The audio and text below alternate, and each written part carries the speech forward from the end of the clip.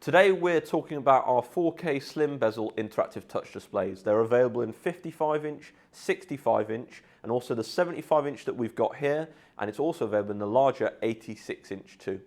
In terms of the hardware itself, we've made numerous upgrades to the system over the years. The latest version, which is the H2 model, now features a space grey enclosure and has an OPS PC slot, so that allows you to slot in one of our PCs, and then you can have a full Windows system and turn it into a large Windows touchscreen. Just going through a little bit about the actual software system, it is Android based. However, it is a very customized version of Android that we call MeetingPad, so it's built from the ground up to be used as an interactive whiteboard. Just taking you through a little bit about what you're going to see on the overall home screen. Down the bottom on the left, you're going to get an icon which gives you the temperature readout of the screen itself. Just gives you a bit of warning for overheating. If it's placed, for instance, above a heat source, you're going to see that the temperature has gone particularly high. You've got some quick controls. You can switch the volume using this icon and also switch the brightness using this icon. So I can swipe down and we'll swipe it back up to full brightness. Over on the right hand side, you've got a little bit of customization and further control. So if I tap in here, I have the ability to add my own custom wallpaper, so if I wanted to brand up the screen, I can do that. I can also switch to one of the standard wallpapers, but more importantly, we have this theme feature. So if we tap in here, we have the ability to customize the entire UI. Now, I'm quite fond of this meeting room functionality. I've seen quite a lot of projects of these screens used in hotels. So if we tap back in here, we've now customized the entire UI using that. I'm just going to tap back in here and we'll switch back to the original theme. And we'll tap back out there. Then this next button allows us to switch the input. So you've got that OPS PC slot. You've also got two HDMI ports, VGA, and a couple of standard AV ports. Then we've got our settings menu. Now, I'm not going to go into too much detail on this. This can be done on further technical support. But one feature that is really useful to be aware of is this channel settings feature. So what that allows you to do is you can select the power on channel. So if I tap in here and select OPS, then what that's going to do is mean that when I turn the screen off and turn it back on, every time it's switched on, it's going to default to that Windows system. So if your intention is only to use the Windows system, that's how you would do that. We're just going to tap out of that menu again now.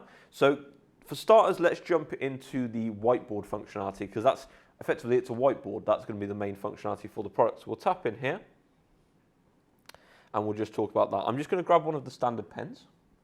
And from here, I can write on the board.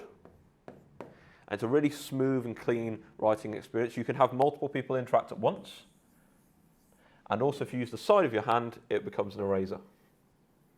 So I can erase what I've written now. Then you've got some additional functionality for displaying shapes. So I can draw a square here. More of a diamond, but yes. I can add that shape there. I can change my background. So if I wanted to have a colored background, I can select one here, hit confirm, and now we've got a colored background to write on. And also you've got the ability to step back and step forward through the steps you've done. So if I select undo, I can undo and go back to where I was before. Also at the moment it's set up so that you can have multiple people interact with it. If I tap here, now I'm switching to single user mode. Now what that allows me to do is I can write, we'll write test again. So let's say I'm writing quite a lot of text, but I need more space.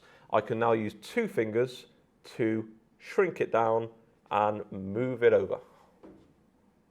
And I can place it up there. So that's just going to give me a little bit more freedom on the canvas, though you have got the option to also add extra pages. So I can add a page here, and now we're on the second page, and I can tab between those two pages as well.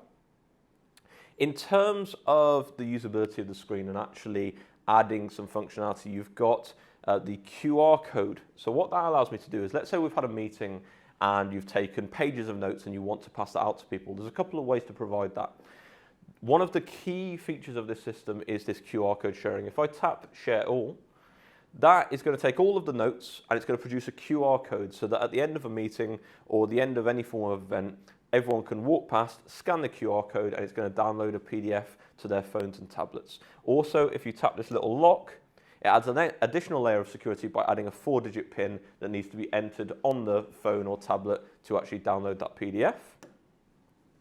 In terms of sharing the documents as well, another way to do that is via email. This is especially useful for hotels, I've seen, because you can set up an individual email account for instance, each conference room, and then send out the content from that email. Now, what that means is that in a few months' time or one year's time, when that customer is looking back on their notes, they're seeing it come from that meeting room at that hotel. So they're going to have that kind of jog their memory and remember, oh, we're going to have the same meeting again. We should probably hold it at the same venue. That was a good venue.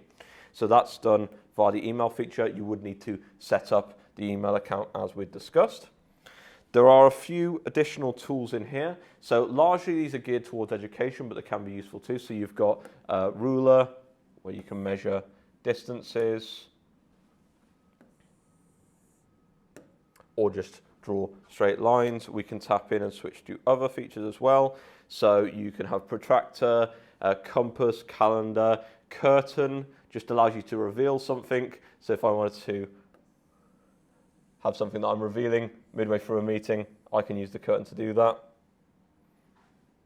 And if I tap back in, you've got some basic fundamentals like a calculator, timer, and the ability to spotlight and zoom. I'm not going to go into too much detail on them because they are pretty self-explanatory. And then you've also got the ability to insert images and documents and also export the entire document as an image. You can also save to the local memory or to the USBs. There are 2 USB ports on the front of the screen as well. So tapping out from the whiteboard functionality, we're going to use this little quick menu. So this is present wherever we are. So whether we're on HDMI input, the Android system, or the Windows system, you've always got this little quick menu and you can move it wherever you need.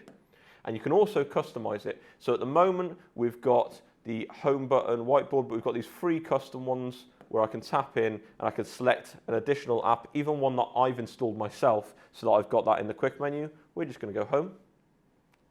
So from here, you've got a lot of the functionality you might expect from an Android system. You've got File Manager, where you can go in and manage your files. VIP is just a nice little feature that we've got. Just allows you to create a quick little welcome screen without having to go into PowerPoint and upload a file. I can just tap and say, I want this background. Great. Put the text in there.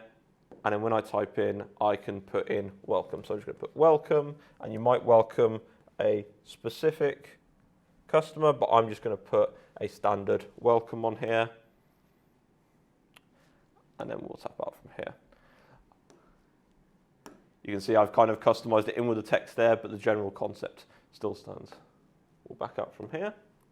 And that's one basic feature. If we jump out from here, then we've also got multi-screen sharing. So what that's going to allow you to do is share from your phone or mobile device directly to the screen. So I'll just show you a quick example of that. If I tap in here, I have a Google Pixel here, so it's an Android-based device.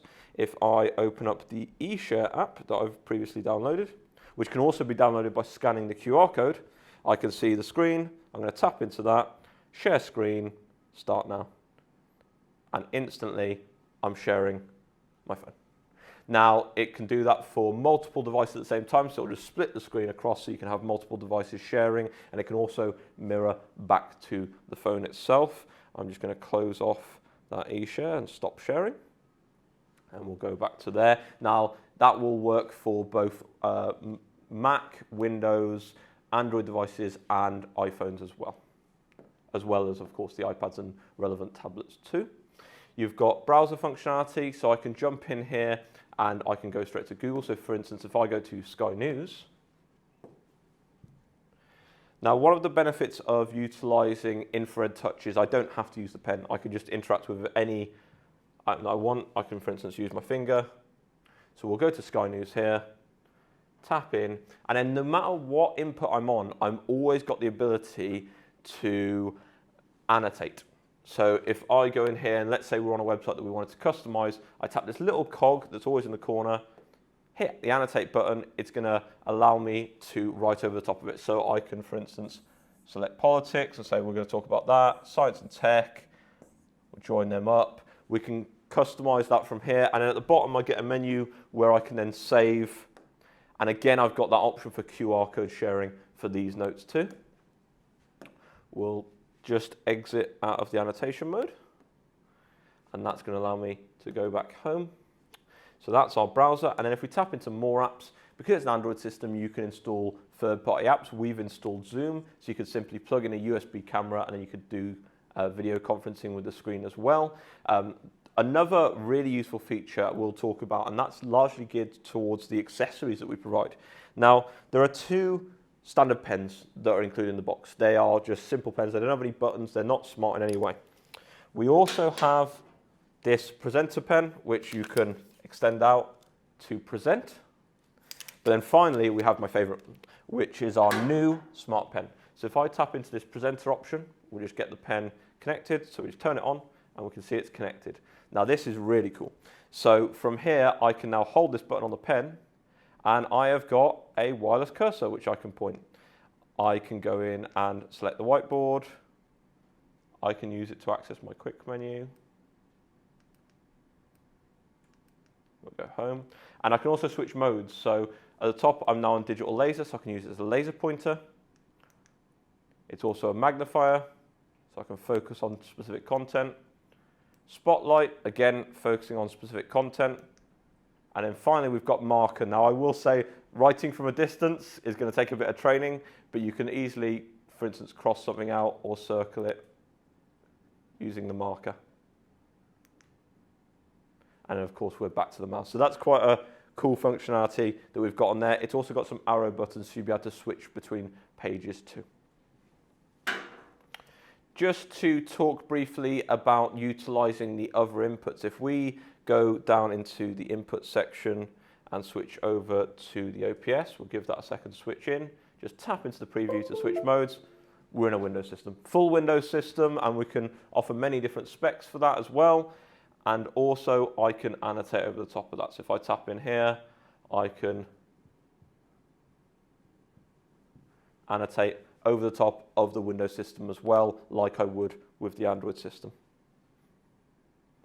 And we'll just return back to the home page.